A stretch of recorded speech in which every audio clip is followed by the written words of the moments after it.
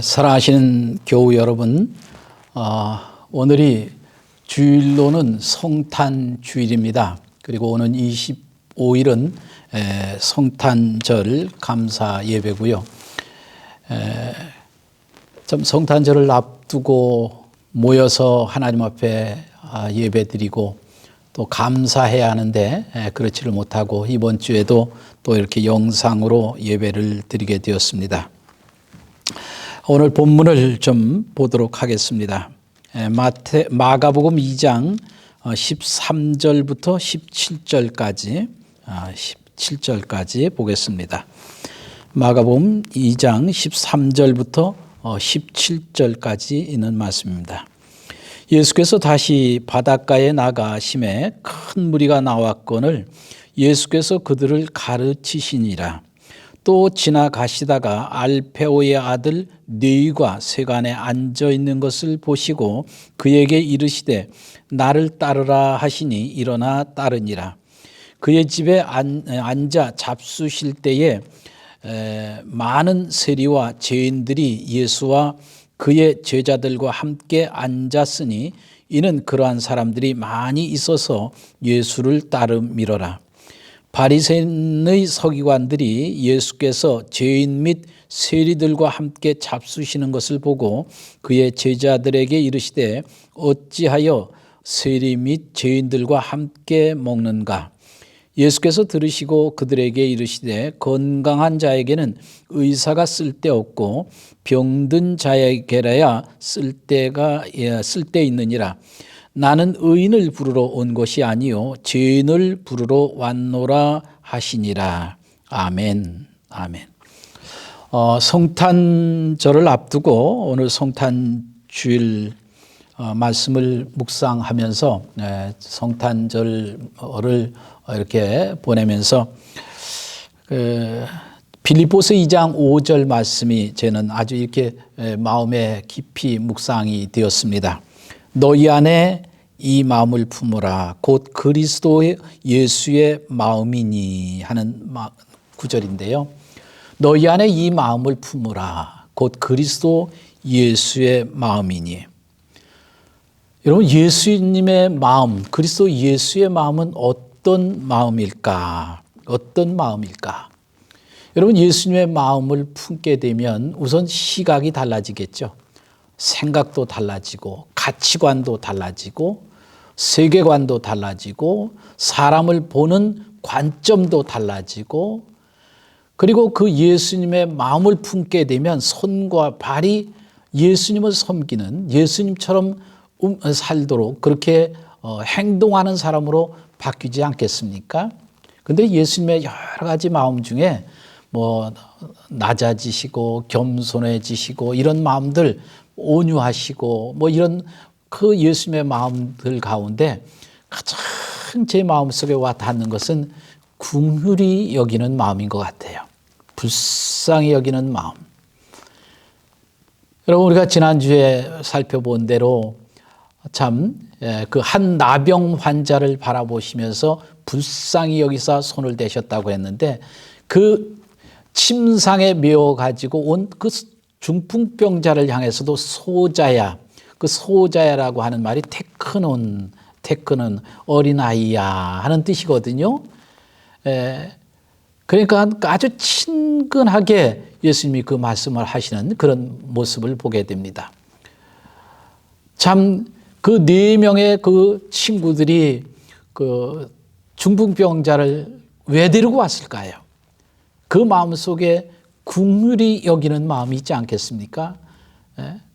정말 긍휼히 여기는 자는 복이 나니 저희가 긍휼히 여김을 받을 것이며 했던 것처럼 그 긍휼히 여기는 마음, 그 마음, 예수님이 정말 기뻐하시는 공동체는 그 공동체 속에 긍휼의 정서가 흐르는 공동체, 하나님의 자비의 마음이 깃들여 있는 공동체, 그런 공동체를 우리 예수님이 기뻐하지 않을까 이렇게 생각을 합니다. 오늘 이 본문은 예수님이 제자들을 부르시는데 특별히 오늘 본문에는 마태, 보면 네위라고 되어 있는데 알페오의 아들 네위를 부르셨다 그랬는데 그 네위가 나중에 마태복음 9장에 보면 그 이름을 하나님께 주님이 마태라고 하나님의 선물이라는 뜻으로 그 이름이 바뀌죠. 그래서 마태를 부르시는 장면이 오늘 본문에 나옵니다. 요즘 입시철이지 않습니까? 입시철인데 참 이 면접을 보기 위해서 논술 준비 그리고 면접을 하기 위해서 그 여러 가지로 그 준비를 많이 하잖아요. 면접을 어떻게 보느냐. 그 예수님이 마태를 부르실 때도 오늘 본문을 보면 면접 보시는 거예요. 그런데 예수님이 이 부르시는 장면, 예수님이 마태를 부르실 때 어떻게 하셨는가? 오늘 14절에 보면 또 지나가시다가 알페오의 아들 네위가 세관에 앉아 있는 것을 보시고 그냥 세관에 앉아서 일하는 것, 업무를 보고 있는 그 모습을 그냥 보셨어요. 보시고 그 마태를 지금 부르시는 그런 장면입니다. 그냥 세관에 앉아 있는 세리였어요. 과거가 어떤 사람인가, 스펙이 뭐냐, 또 요즘 세평 하는데 세평이 어떤 사람인가, 이런 거 전혀 그런 거 따지지 않았습니다. 예수님의 기준은 그냥 이 네 세리였지만 그 세리로 보신 것이 아니라 마태 하나님의 선물로 보셨다라고 하는 것을 오늘 본문이 우리에게 가르쳐 주고 있습니다. 그렇습니다. 요한복음 1장 43절에 보시면 안드레가 자기 형 베드로를 데리고 오지 않습니까? 베드로를 데리고 예수님께 왔을 때 예수님이 뭐라고 말씀하셔요? 요한의 아들 시몬이나 하죠. 요한의 아들 시몬아, 내가 지금 요한의 아들 시몬이지만 장차 나는 너를 게바라하리라. 게바라는 뜻은 반석이라는 뜻이다. 이렇게 요한복음 1장에 말씀을 합니다. 그 게바가 어떻게 돼요? 이 마태복음 16장에 보면 주는 그리스도시요 살아계신 하나님의 아들입니다 라고 고백했을 때 예수님은 이 반석 위에 내 교회를 세우겠다 이렇게 말씀을 하셨죠. 고기 잡는 어부로 보신 것이 아니라 그 베드로를 게바로 반석으로 예수님은 보셨다. 예수님은 지금 세리를 그냥 이 네위 세리로 보신 것이 아니라 하나님의 선물인 마태로 보셨다. 그렇죠? 예수를 믿는 게 뭘까요?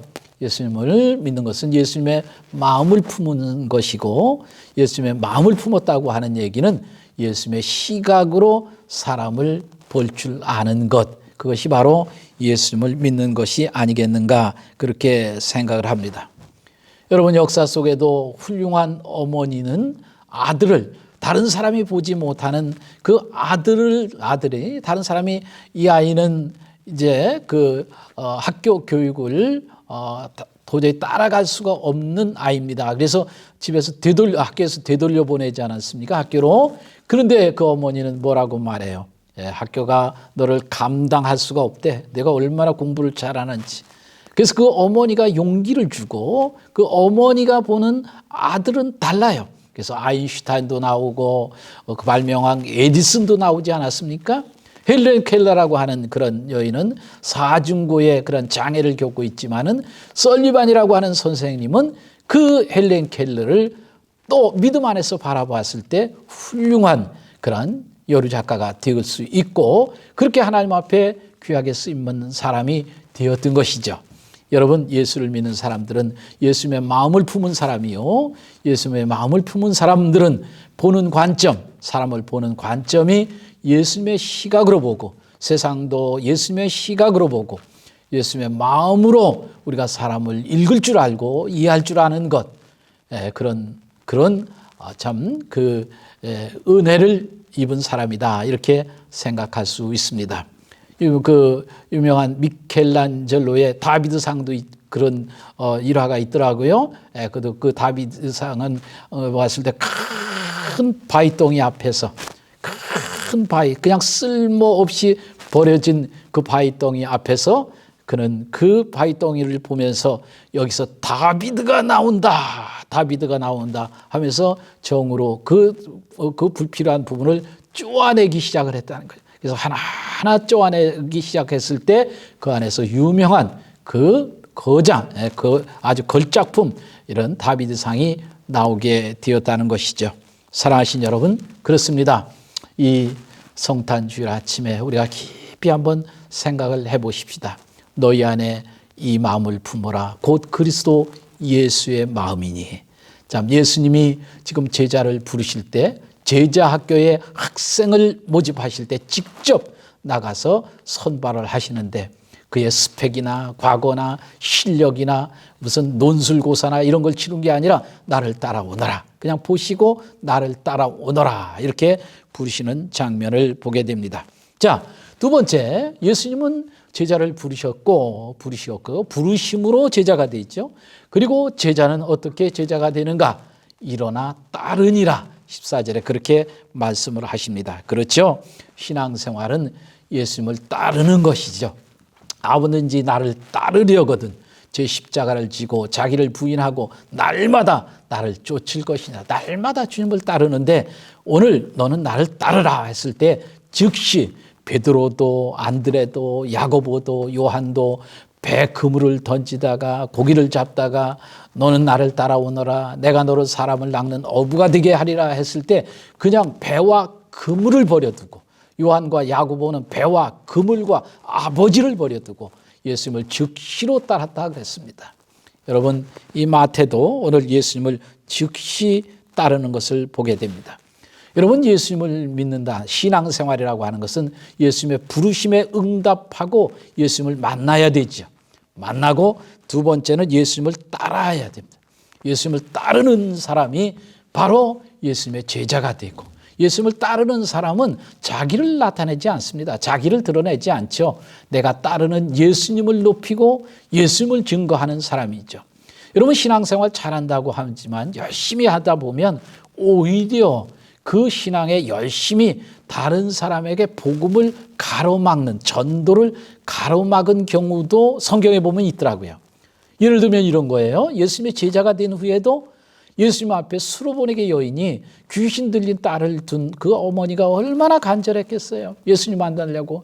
그래서 다윗의 자손 예수여 나를 불쌍히 여기셔서 내 딸을 좀 고쳐주세요 하고 소리치고 오지 않습니까? 그때 그 제자들이 뭐라고 그래요? 시끄럽다고 그랬잖아요. 시끄럽다고. 지금 예수님 이럴 겨를이 없다고.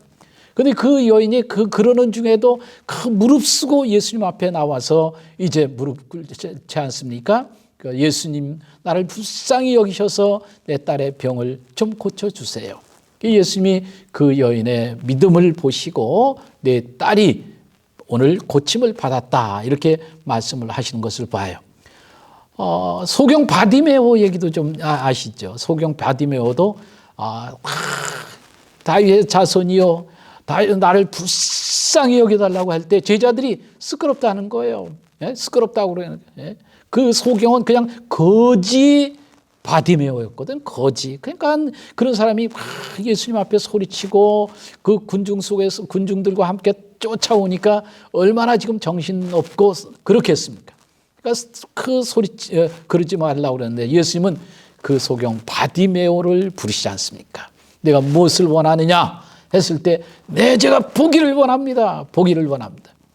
여러분, 예수님의 제자들도요 자칫 잘못하면 예수님께 오는 사람을 가로막을 수 있었어요. 소경 바디메오를 가로막았고요. 수로보니게 여인도 가로막고 그렇게 했던 것을 보게 됩니다. 여러분, 정말 우리가 신앙생활 열심을 내는데 오히려 복음을 가로막는다고 하면 온전히 예수님을 따르는 사람이다 이렇게 볼 수 없습니다. 마태복음 18장에도 보면 어린아이를 예수님께 와서 예수님 우리 아이 안수 기도 좀 해주세요 하는데 아이들까지도 데리고 왔냐고. 그래서 내치지 않습니까? 그때 예수님이 이리로 데리고 오라고. 그리고 그 아이를 무릎에 앉히시고 손을 얹으시고 아이를 축복하시면서 하시는 말씀이죠. 너희가 이 어린아이 같이 되지 아니하면 돌이켜 이 어린아이 같이 되지 아니하면 결단코 하나님 나라를 할 수가 없다. 하나님 나라에서 큰 자는 이 어린아이를 이렇게 섬기는 자라고 주님이 말씀을 하셨던 것을 보게 됩니다. 그렇습니다. 우리는 예수님을 잘 따라야 돼. 예수님이 오늘 너는 나를 따르라 했을 때 즉시 일어나 예수님을 따랐다 했던 이 마태. 그래서 이 마태를 통해서 하나님은 마태 복음을 기록해 하셨던 것을 보게 됩니다. 자, 그러면가 하면 세 번째, 이 예수님의 제자를 부르실 때 제자 학교에 입학하는 사람, 자격은 어떤 사람인가? 그렇죠. 이제 예수님의 마음을 우리가 가슴에 품게 되면 시각만 바뀌는 게 아니라 가치관이 바뀌죠. 가치관. 그 가치관 가운데 하나가 뭐냐면 편견이 사라지는 거예요. 오늘 여기 율법사들, 바리새인들, 서기관들이 왔는데 이 사람들은 편견을 버리지 못합니다. 이런 마태는 아마도 참 큰 집을 가지고 있었던 것 같아요. 그러니까 많은 사람들이 거기 이제 몰려들었습니다. 예수님이 우리 집에 이제 오시게 되었다. 우리 오늘 저녁에 우리 예수님을 모시고 파티를 한다 하니까 뭐 수많은 길거리 뒷손질을 받는 그런 분들, 또 세리, 또 율법 안 지켜서 손가락질 받는 사람들, 이런 사람들이 다 그야말로 평판이 좋지 않은 사람들이 다 모였어요. 그런데 바리새인 서기관들이 참 이 모습이 뭐냐 이거래요. 이 자칭 하나님의 아들이라고 하는 저 사람이 지금 여기 상대하고 있는 사람들, 같이 먹고 마시는 이 사람들이 누군 줄 알고 이러겠느냐? 근데 예수님은 벌써 다 아시고 뭐라고 말씀하십니까? 의사 필요한 사람은 어떤 사람이겠느냐? 병든 사람에게 의사가 필요하고 필요하듯이 인자에 온 것은 이 잃어버린 자를 찾아서 구원하려 함이라. 나는 의인을 부르러 온 것이 아니라 죄인을 부르러 왔다. 오늘 그렇게 말씀을 하십니다. 그래서 17절을 다시 자세히 보면 이렇게 말씀하죠. 예수께서 들으시고 그들에게 이르시되 건강한 자에게는 의사가 쓸데없고 병든 자에게라 쓸데있느니라.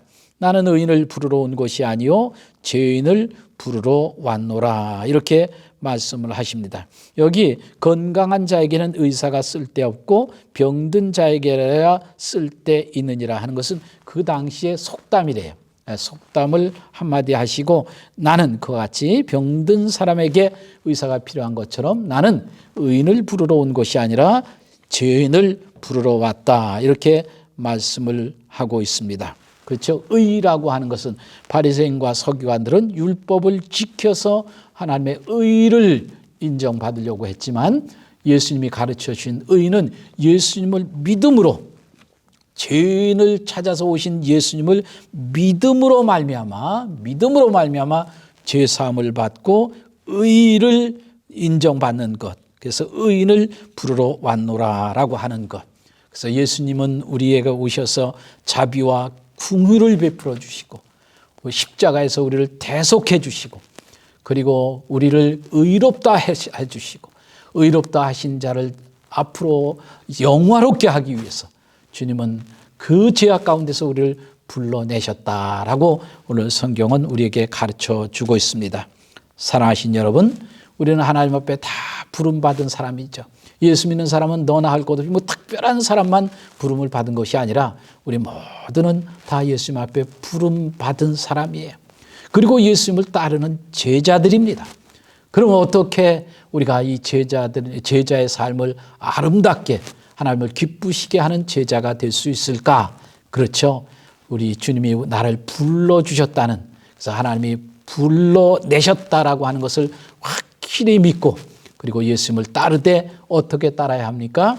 정말 예수님을 내가 따를 뿐 아니라 내가 믿는 예수님을 증거하면서 우리가 전도의 문을 막는 사람이 아니라 예수님을 높이 증거하면서 예수님을 드러내고 우리가 살아가는 그런 삶이 되어야 되고, 무엇보다도 사람을 이렇게 저렇게 편견을 가지고 우리가 잣대를 내가 가지고 있는 편견을 가지고 내 잣대로 가지고 사람을 이렇게 편견하는 것이 아니라 이렇게 사람을 이 바리새인이나 서기관처럼 사람을 비난하고 정죄하는 것이 아니라 정말 이 땅에 오신 예수님, 그분의 자비와 긍휼을 입고 예수님을 영접하고 하나님의 자녀가 되는 이 축복을 주신 것은 전적으로 하나님이 긍휼히 여기시는 그 마음을 우리에게 베풀어 주셨다. 저는 그 목회를 하면서 참 이번 주간에는 이 마음 달라고 얼마나 기도했는지 몰라요. 주님, 이 목회를 하면서 이 마음이 없이 어떻게 목회를 하겠습니까?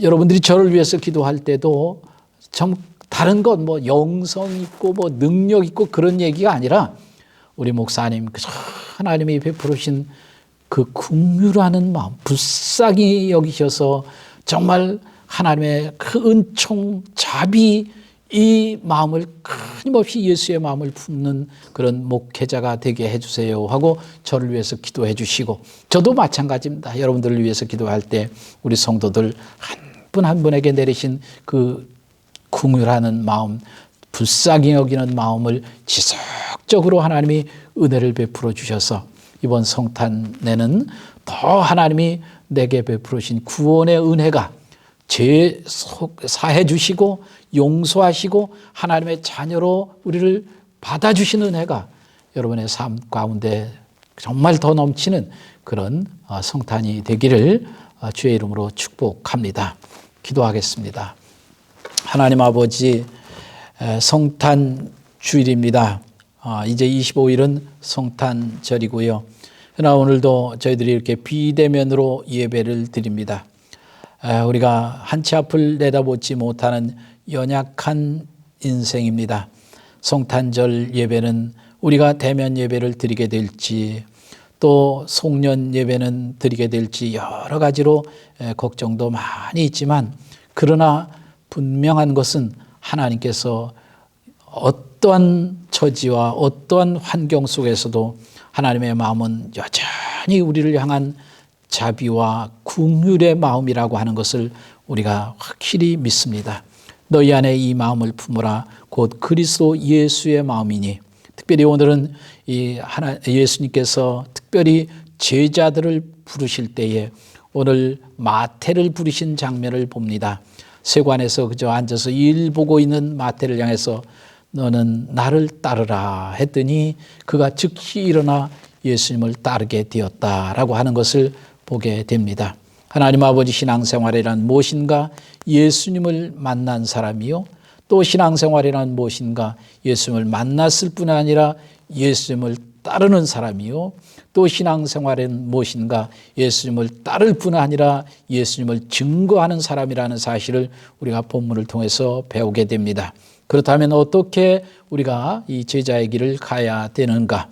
예수님의 시선을 가지고 예수님의 마음을 가지고 정말 아버지며 사람을 그 예수님의 관점으로 바라보고, 그리고 예수님의 부르심 앞에 우리가 즉각적으로 순종하며 그 예수님을 증거하는 일에 걸림이 되지 않고, 그러기 위해서는 편견을 갖지 않고 예수님의 마음을 가지고 우리가 사람을 보고 사람을 분별하고 예수 그리스도를 증거하는 그런 제자의 삶을 살아갈 수 있도록 주님 은혜를 베풀어 주시옵소서. 하나님 아버지, 오늘 영상으로 예배하는 모든 가정 현장마다 함께하여 주시고, 또 교회에서 모여서 예배하는 이 예배 현장에도 주님 동일한 은혜를 나려 주시옵소서.